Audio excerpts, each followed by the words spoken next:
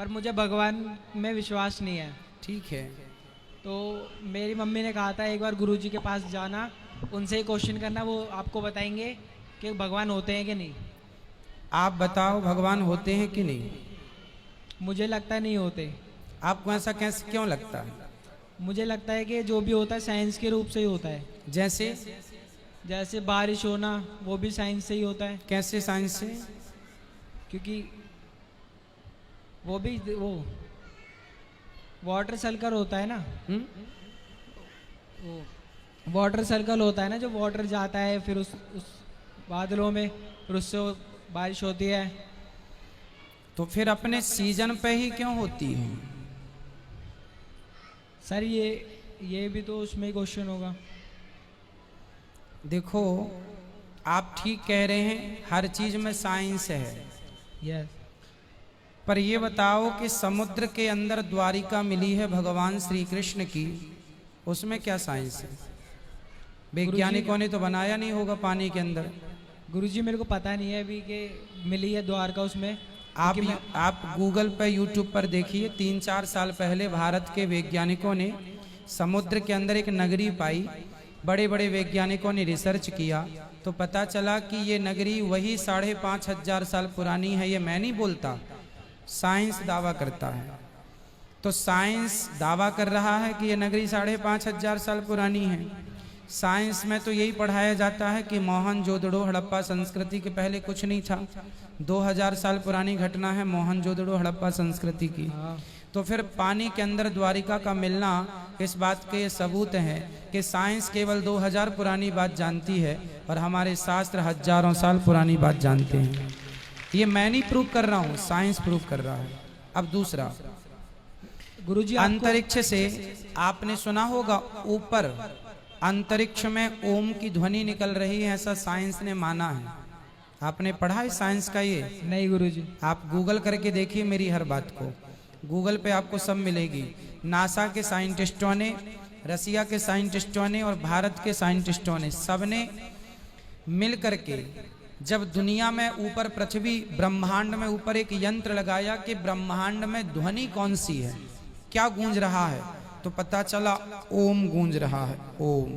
और ओम हमारे वेदों का पहला अक्षर है, प्रणव है ना, इसलिए ओम। तो ये सिद्ध हो गया कि जो हम पढ़ रहे हैं ओम, ये ब्रह्मांड में भी गूंज रहा है। ऐसा मैं नहीं साबित करता, साइंस।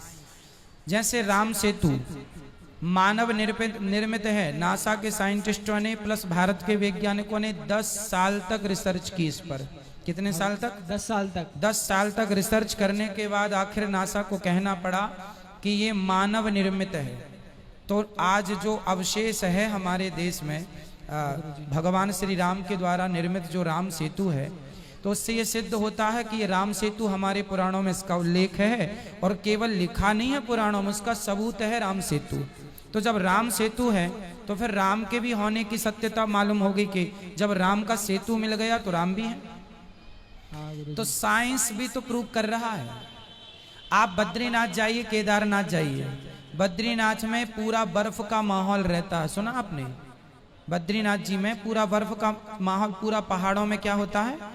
बर्फ होता है। पर वहां बद्रीनाथ जी के मंदिर के ठीक सामने एक कुंड है, उस कुंड में गर्म पानी आता है। कहां से आता है आज तक किसी वैज्ञानिक को नहीं पता, जबकि चारों तरफ बर्फ है। वहां की नदी भी जो है बिल्कुल बर्फ जैसी ठंडी है, लेकिन वहां गर्म पानी इसलिए है कि भगवान को पता था कि भक्त लोग यहाँ आएंगे और यहाँ भगवान का भजन करेंगे, सर्दियों में ठिठुरेंगे तो उनको कोई गर्म पानी, तो प्राकृतिक गर्म पानी है, किसी ने किया नहीं। आप कभी जाएंगे तो ये साइंस आपको मिल जाएगा। तो आखिर हमारे जो सनातन धर्म में ये ठंडियों की जगह गर्म पानी मिलना, राम सेतु का मिलना, द्वारिका का मिलना, भगवान श्री कृष्ण ने 5,500 साल पहले महाभारत के युद्ध में वो अर्जुन का रथ चलाए थे, आप मानते हैं? कुरुक्षेत्र में पुरातत्व विभाग ने जब खुदाई की तो आज भी अवशेष मिल रहे हैं महाभारत के। तो इन अवशेषों के मिलने से क्या सिद्ध हो रहा है कि भगवान कोई कल्पना नहीं है, भगवान प्रत्यक्ष थे। कितने सबूत मिल चुके हैं। अब फिर भी कोई कहे कि मैं ईश्वर को नहीं मानता, तो फिर मेरा सवाल आपसे है कि यदि आप ईश्वर को नहीं मानते तो नहीं मानने में बताइए आपका फायदा क्या है? कुछ फायदा नहीं है। और यदि आप मानेंगे तो नुकसान क्या है? नुकसान भी कुछ नहीं है। फिर जब फायदा भी कुछ नहीं, नुकसान भी कुछ नहीं, तो मान लो आपके पिताजी का नाम बताओ क्या है? पप्पू सिंह। पप्पू सिंह, वो आपके पिताजी हैं, आपके पास क्या सबूत है? प्रूफ तो नहीं है। प्रूफ नहीं है। जब बिना प्रूफ को आप एक आदमी को बाप कह सकते हैं तो भगवान के प्रूफ की जरूरत ही क्या है?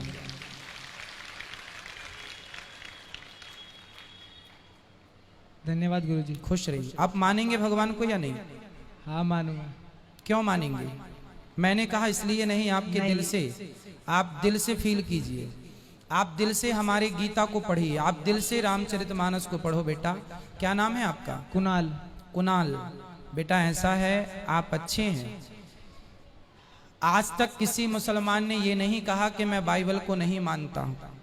आज तक किसी ईसाई ने नहीं कहा, आज तक किसी मुसलमान ने नहीं कहा कि मैं कुरान को नहीं मानता, आज तक किसी ईसाई ने नहीं कहा कि मैं बाइबल को नहीं मानता, लेकिन लाखों हिंदू ये कहते हैं कि मैं भगवान को नहीं मानता। यही सनातन धर्म का सबसे बड़ा दुर्भाग्य है। बेटा मैं आपको बता दूं, नासा का गठन कितने साल पहले हुआ? नासा गठन पता नहीं बेटा 1950 में नासा का गठन हुआ। 1950 से कुछ वर्ष पहले, 1950 में सैटेलाइट छोड़ी जाने लगी, तो 10 साल पूर्व ले लो, 20 साल पूर्व ले लो। उसके पहले आप ये बताइए सूर्य ग्रहण कब पड़ता है? ये कौन बताता है? सूर्य ग्रहण किस तारीख को कितने बज के कितने मिनट पे पड़ेगा, कौन बताता है? नासा वाले। नासा तो 70 साल पहले था ही नहीं, 80 साल पहले था ही नहीं, चलो 100 साल लो, 100 साल पहले तो नासा था ही नहीं, फिर कौन बताता था? गुरुजी हम भी तो नहीं थे 70 साल पहले। बेटा आप नहीं थे, हम नहीं थे, पर 100 साल पहले देश तो रहा होगा ना भारत। हाँ गुरुजी।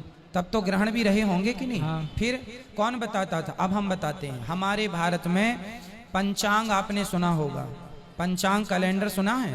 हाँ। हमारे भारत में साल में 12 साल में एक बार कुंभ लगता है। कुंभ जानते हैं? नहीं गुरुजी। कुंभ नहीं जानते?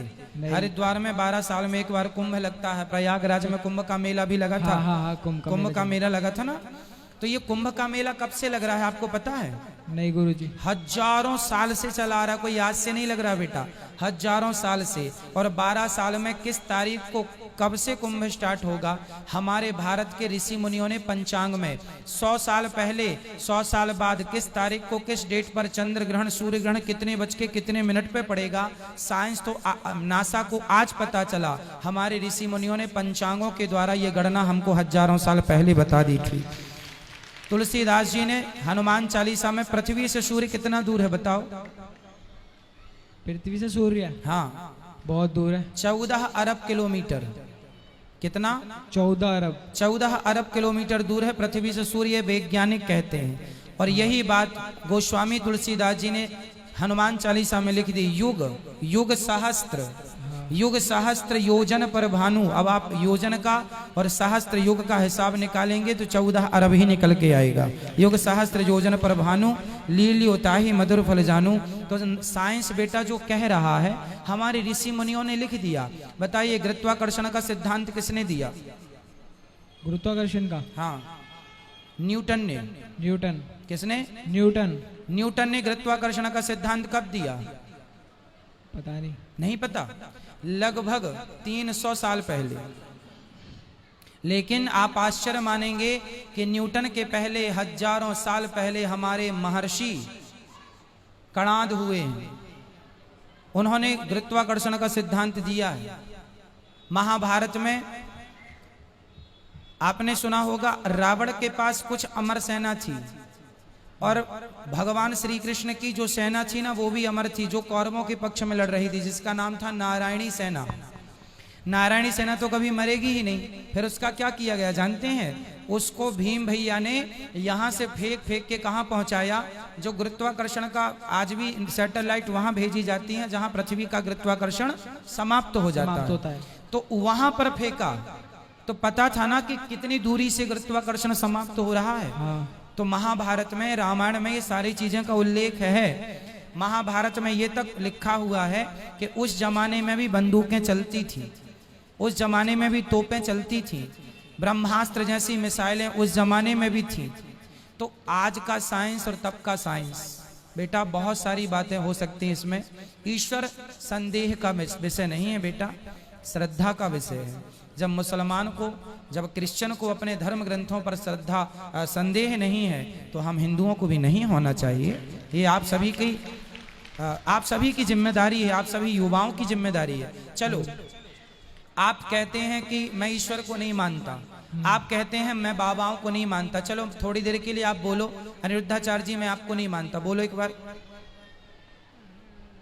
पर मैं आपको तो मानता हूँ। मानते हो, थैंक यू। पर देखो, अब कोई मेरे से कहे, कोई कहे कि मैं अनिरुद्धाचार्य को नहीं मानता, उनकी बातें नहीं मानता, तो ये बताओ कि अनिरुद्धाचार्य कहता क्या है? मैं क्या आपको शराब पिलाने की बातें करता हूँ? नहीं। क्या मैं बीड़ी पिलाने की, गांजा पिलाने की? उल्टे मैं हमेशा माँ बाप की सेवा करने की बातें करता हूँ। जबकि आप आज के युवाओं को देखो, आप कहते हैं ईश्वर को नहीं मानते, आप जैसे तमाम भाई लोग ईश्वर को ना मान करके वो शराब पी रहे हैं। क्या शराब पीना सही है?